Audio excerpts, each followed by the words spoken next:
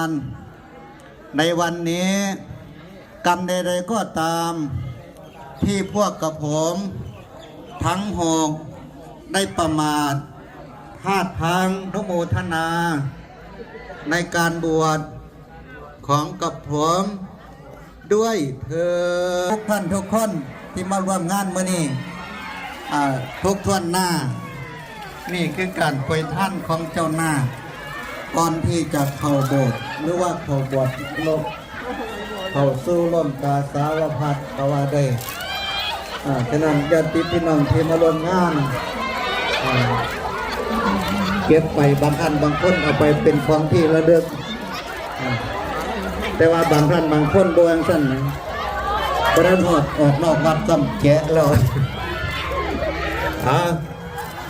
ร่วมบุญน้ำท่านน้ำกันน้ำมันธนาบุญกับเจ้าหน้าทั้งหก